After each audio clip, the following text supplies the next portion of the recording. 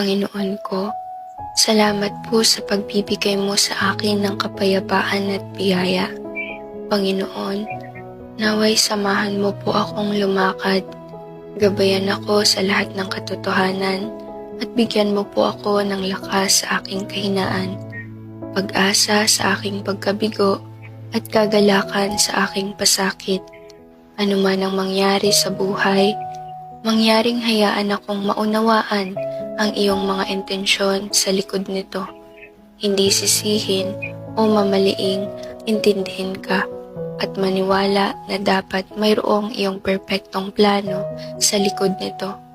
Ngayong araw, nais kong hanapin ang iyong mukha sa aking buhay at magsalita at kumilos ayon sa iyong kalooban upang luwalhatiin ang iyong pangalan.